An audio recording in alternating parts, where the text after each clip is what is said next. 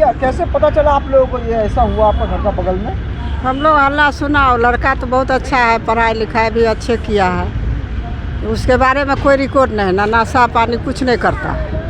लेकिन कैसे जो अपना माँ को मार दिया हम लोग को पता नहीं। हल्ला सुने तो हम लोग दौड़ के आए देखने, और ऐसे हम लोग को कुछ पता नहीं। इससे पहले उसके मम्मी के साथ कोई लड़ाई झगड़ा कोई बात सुना था आप लोग? अब ये घरेलू मामला तो हम लोग को तो पता नहीं, हम लोग दूर में रहते हैं। आपको कैसे पता चला कि आज इनका मौत हो गया? ये भीड़ जमा था, हम लोग दौड़ के आए देखने तो पता चला। पुलिस आया था? पुलिस आया था। लड़का को लेके गया?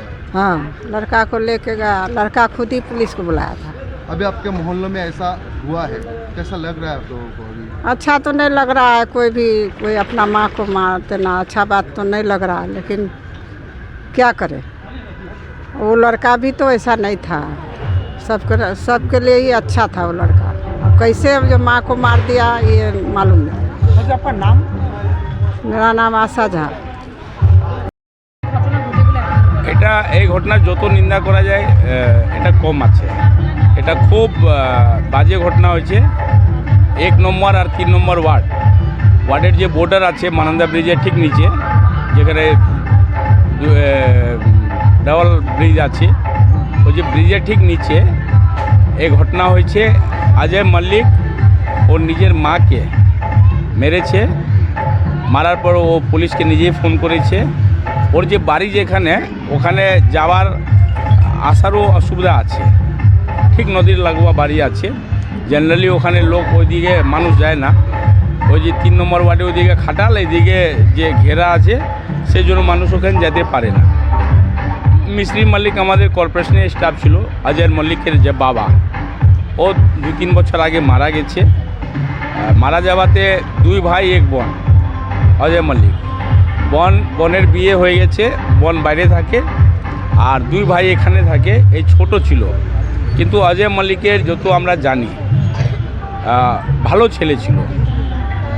ওর আজ অবধি মোটামুটি 22-23 বছর বয়স হবে ওর, কিন্তু ওর সম্বন্ধে আজ অবধি কেউ বলতে পারবে না, পাড়ার বা আশেপাশের মানুষ, যে ও কোনো আজ অবধি কোনো খারাপ কাজ বা কোনো নেশা বা কোনো উল্টা পুল্টাতে কোনো দিন যুক্ত ছিল। সেটাই আশেপাশের সবার কেউ বলতে পারছে না যে কি কারণে ওর নিজের মাকে মার, এটা কোশ্চেন থেকে গেল। দাদা, এক ছেলে তার মাকে এভাবে খুন করা হলো, তো সেক্ষেত্রে যে পাড়া প্রতিবেশীর যে বাচ্চারা আছে তারা কি মানে জ্ঞানটা নিল? দেখেন, আমি আশেপাশের সবার সঙ্গে কথা বলছি, কিন্তু কেউ এই ঘটনাটা বলতে পারছে না, আর কেউ ওর বিরুদ্ধেও বলছে না যে অজয় খারাপ ছেলে, বা একটা হয় যে নেশা করে মাকে মেরে ফেলছে, কিন্তু ও নেশা করে না বা নেশা করতো না। নেশা করতো তো আশেপাশে মানুষ নিশ্চয়ই জানতো। এই জন্য কি পাড়া ইসলামের বস্তি এরিয়াতে যে কেউ কিছু করলে সবাই জানে, আশেপাশে মানুষ সবাই জানে, কিন্তু কেউ বলতে পারছে না এখন কি কারণে মারলো। এটা একটা কোশ্চেন থেকে গেছে।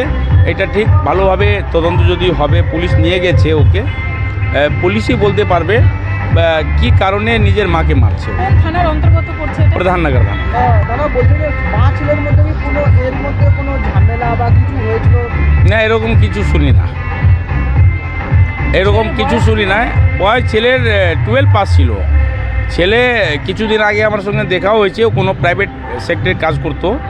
তো আমি নিজে প্রস্তাব দিয়েছিলাম, তোর বাবা তো চাকরি করতো কর্পোরেশনে, তো ওই কাগজগুলো তুই যদি নিয়ে আসিস, তাহলে আমি ওই কর্পোরেশনে বড় অফিসে কথা বলে, কনজারভেন্সিতে ছিল, কন্ট্রাকচুয়াল ওর বাবা, তো তুই যদি কাজ করার যদি ইচ্ছুক যদি থাকিস, তাহলে আমি এখানে বড় অফিসে তোকে এখানে ইনভলভ করব। কয়টার সময় হয়েছে? এটা মোটামুটি 1-1.5 ঘন্টা হয়ে গেছে। ঠিক আছে, বলছি এখন পরিবারে আর কে কে থাকলো? এখন তো পরিবারে মা মারা গেছে, বড় ভাই যে আছে ও একটু এডিক্ট আছে, বড় ভাই ওই দিকে ওদের থাকে। বোন তো বিয়ে হয়ে গেছে, ও শ্বশুর বাড়ি থাকে, এখানে তো ও ছেলেই থাকবে, কিন্তু ওকে তো পুলিশ নিয়ে গেছে। এখন পুলিশ কি এফআইআর হবে, কি ও নিজের বয়ান ওর কী হবে, এটা তো ঠিক পুলিশই তদন্ত করে বের করতে পারবে যে কিসের জন্য মারছে, কেন মারলো মাকে। কিন্তু এই যে ঘটনা হলো, এই সভ্য সমাজে যদি একটা ছেলে যদি মাকে যদি মেরে ফেলে, এর দিকে ঘৃণিত কাজ কিছু হইতে পারে না।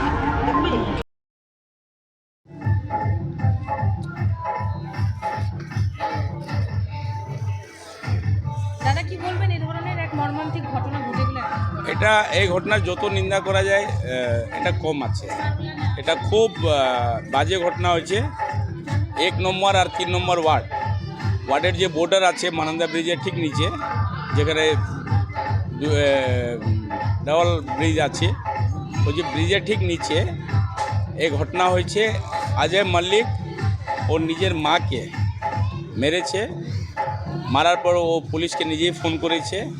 ওর যে বাড়ি যেখানে, ওখানে যাওয়ার আসারও অসুবিধা আছে। ঠিক নদীর লাগোয়া বাড়ি আছে। জেনারেলি ওখানে লোক ওইদিকে মানুষ যায় না। ওই যে 3 নম্বর ওয়ার্ডে ওইদিকে খাটাল, এইদিকে যে ঘেরা আছে, সেই জন্য মানুষ ওখানে যেতে পারে না। মিস্ত্রি মল্লিক আমাদের কর্পোরেশনের স্টাফ ছিল। অজয় মল্লিকের যে বাবা, ও 2-3 বছর আগে মারা গেছে। মারা যাওয়াতে 2 ভাই 1 বোন। অজয় মল্লিক বোনের বিয়ে হয়ে গেছে, বোন বাইরে থাকে, আর 2 ভাই এখানে থাকে। এই ছোট ছিল, কিন্তু অজয় মল্লিকের যত আমরা জানি ভালো ছেলে ছিল। ওর আজ অবধি মোটামুটি 22-23 বছর বয়স হবে ওর, কিন্তু ওর সম্বন্ধে আজ অবধি কেউ বলতে পারবে না, পাড়ার বা আশেপাশের মানুষ, যে ও কোনো আজ অবধি কোনো খারাপ কাজ বা কোনো নেশা বা কোনো উল্টা পুল্টাতে কোনো দিন যুক্ত ছিল। সেটাই আশেপাশে সবার কেউ বলতে পারছে না যে কি কারণে ওর নিজের মাকে মার। এটা কোশ্চেন থেকে গেল। দাদা, এক ছেলে তার মাকে এইভাবে খুন করা হলো, তো সেক্ষেত্রে যে পাড়া প্রতিবেশীর যে বাচ্চারা আছে তারা কি মানে জ্ঞানটা নিল? এখানে আমি আশেপাশে সবার সঙ্গে কথা বলছি, কিন্তু কেউ এই ঘটনাটা বলতে পারছে না, আর কেউ ওর বিরুদ্ধেও বলছে না যে অজয় খারাপ ছেলে, বা একটা হয় যে নেশা করে মাকে মেরে ফেলছে, কিন্তু ও নেশা করে না বা নেশা করতো না। নেশা করতো তো আশেপাশে মানুষ নিশ্চয়ই জানতো। এই জন্য কি পাড়া ইসলামের বস্তি এরিয়াতে তো যে কেউ কিছু করলে সবাই জানে, আশেপাশে মানুষ সবাই জানে, কিন্তু কেউ বলতে পারছে না। এখন কি কারণে মারলো, এটা একটা কোশ্চেন থেকে গেছে। এটা ঠিক ভালোভাবে তদন্ত যদি হবে, পুলিশ নিয়ে গেছে ওকে, পুলিশই বলতে পারবে কি কারণে নিজের মাকে মারছে। কোন থানার অন্তর্গত পড়ছে এটা? প্রধাননগর। দাদা বলছিলেন 5 ছেলের মধ্যে কোনো এর মধ্যে কোনো ঝামেলা বা কিছু হয়েছিল? না, এরকম কিছু শুনি না, এরকম কিছু শুনি না। বয়স ছেলের 12 পাস ছিল। ছেলে কিছুদিন আগে আমার সঙ্গে দেখাও হয়েছে, ও কোনো প্রাইভেট সেক্টরে কাজ করতো।